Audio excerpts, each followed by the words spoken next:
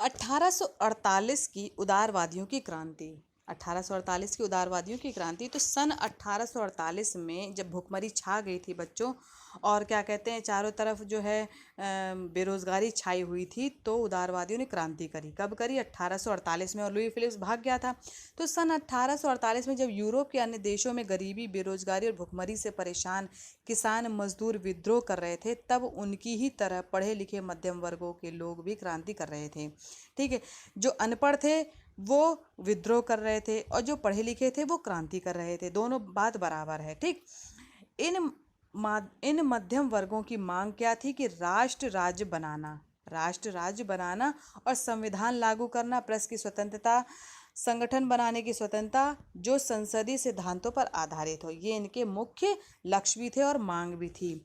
1848 की 1848 की घटनाओं से राजा को गद्दी छोड़नी पड़ी थी। ठीक है, और वो भाग गया था, और एक गणतंत्र की घोषणा की गई जो सभी पुरुषों के सार्वभौमिक मताधिकार पर आधारित थी। उसके बाद क्या हुआ? जब राजा भाग गया, अपनी गद्दी उसने छोड़ दी, तब एक गणतंत्र की वहाँ पे स्थापना हुई, एक घोषणा हुई। यहाँ पे मतलब जहाँ पर केवल जो जनता का राज होगा, और जो चुना जाएगा वो क्या कहते हैं कि सार्वभौमिक मताधिकार के आधार पे चुना जाएगा। लेकिन ये अधिकार किसको मिला था? पुरुषों को मिला था। जर्मन इलाके में बड़ी संख्या में राजनीतिक संगठन ने फ्रैंकफर्ट शहर में मिलकर एक सर्व जर्मन नेशनल असेंबली के पक्ष में मतदान करने का फैसला किया। अब क्या हुआ? जब राजा भाग गया तो अब क्या हुआ? वोटिंग शुरू, मतलब कि गणतंत्र जो है वो लागू हो गया था। अब इसके बाद क्या हुआ था कि जर्मन इलाकों में बड़ी संख्या में राजनीतिक संगठन बनाए गए थे। ठीक है, संगठन ने फ्रैंकफर्ट शहर में, कहाँ पे बनाए थे? फ्रैंकफर्ट एक शहर का नाम है जहाँ पे बनाए गए थे, और इन सब ने मिलकर के एक सर्व जर्मन नेशनल असेंबली के पक्ष में योगदान करने का फैसला किया। और इन सब ने मिलकर के क्या बोला कि हम एक इसी को वोट देंगे, सर्व जर्मन नेशनल असेंबली को। ठीक, जब 18 मई 1848 को जब निर्वाचन का फैसला आया, तो 831 निर्वाचित प्रतिनिधियों को चुना गया। कितने? 831 को। इन जीते हुए प्रतिनिधियों ने एक सजे धजे जुलूस में जाकर फ्रैंकफर्ट संसद में अपना स्थान ग्रहण किया। यह संसद सेंट पॉल चर्च में आयोजित हुई। संसद में अधिकतर मध्यम वर्ग के थे लोग। कहाँ के थे? मध्यम वर्ग के थे। और ये लोग कहाँ इकट्ठे हुए थे? फ्रैंकफर्ट संसद में इकट्ठे हुए थे। उन्होंने एक जर्मन राष्ट्र के लिए एक संविधान का प्रारूप तैयार किया। अब इन लोगों ने क्या किया? अपने यहाँ भी जैसे जब देश आज़ाद हो गया था तो एक संविधान तैयार किया गया, तो उसी तरीके से वहाँ भी संविधान तैयार किया गया और उसका प्रारूप जो है बनाया गया।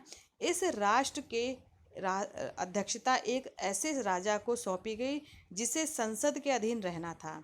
और एक ऐसे, इस जो संविधान बनाया था इसके अकॉर्डिंग क्या था कि एक ऐसे राजा के हाथ जो है सत्ता चलाई जाएगी जो संसद के अधीन रहेगा, जो संसद के मतलब कि संसद के अकॉर्डिंग ही अपना काम करेगा। इस राजा का नाम था फ्रेडरिक विल्हेम चतुर्थ, यानी कि फ्रेडरिक विल्हेम फोर्थ। परंतु उसने ये प्रस्ताव अस्वीकार कर दिया। लेकिन उसने कहा मैं ये प्रस्ताव नहीं मानूंगा कि क्या कहते हैं कि मैं संविधान के अकॉर्डिंग काम करूं, इसलिए मैं नहीं ये स्वीकार करूंगा। और उन राजाओं का साथ दिया जो निर्वाचित सभा के विरोधी थे। और इसने किसका साथ दिया? उन राजाओं का साथ दिया जो मताधिकार के खिलाफ थे, जो वोटिंग देने के विरुद्ध थे। ठीक है, वो राजतंत्र के उसने राजतंत्र का साथ दिया, गणतंत्र का साथ नहीं दिया। किसने? Frederick Wilhelm. और मैं संविधान के अकॉर्डिंग कठपुतली की तरह नहीं नाचूंगा। ठीक, ये क्या कहते हैं ये फ्रेडरिक जो विल्हेम थे, इसने ये सोचा मैं क्या कहते अपने अकॉर्डिंग ही राज करूंगा। फिर क्या हुआ बच्चों कि संसद में मध्यम वर्गों का प्रभाव अधिक था। इन मध्यम वर्गों ने मजदूरों और कारीगरों की मांगों का विरोध किया।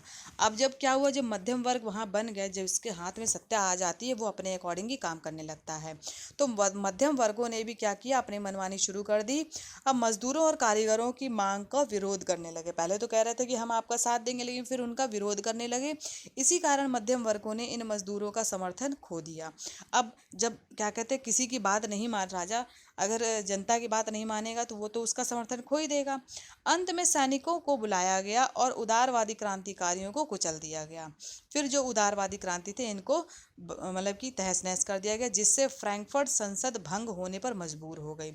महिलाओं ने भी हर आंदोलन में बढ़ चढ़, अब जो महिलाएं थी बेचारी हर तरीके से साथ दे रही थी, ठीक है, परंतु इसके बावजूद उन्हें असेंबली में चुनाव के दौरान मताधिकार से वंचित रखा गया था। क्यों कहा गया था? पुरुष सार्वभौमिक मताधिकार, क्यों केवल पुरुष ही दे सकते हैं, ऐसा कैसे पॉसिबल होना चाहिए। तो 1848 की उदारवादी क्रांति का परिणाम ये हुआ बच्चों कि भूदासत्व और बंधुआ मजदूरी समाप्त हो कर दी गई थी, तथा हैब्सबर्ग शासकों ने हंगरी के लोगों को ज़्यादा स्वायत्ता प्रदान कर दी। हंगरी के लोगों को ज़्यादा स्वायत्ता, यानी कि वो जो हैं अपने अकॉर्डिंग ही चला सकते हैं। हंगरी बच्चों जो है वो राष्ट्र राज्य बन गया था। हंगरी क्या बन गया था? राष्ट्र राज्य एक बन गया था। तो यहाँ तक बच्चों आज की कक्षा जो है वो समाप्त होती है। आपने पढ़ लिया है, आज उदारवादियों की क्रांति पढ़ ली है आपने, रूमानी भुखमरी कठिनाई और जन विद्रोह पढ़ लिया है, और आपने रूमानी कल्पना और राष्ट्रीय भावना पढ़ ली है। ठीक है बच्चों, धन्यवाद आज की कक्षा के लिए।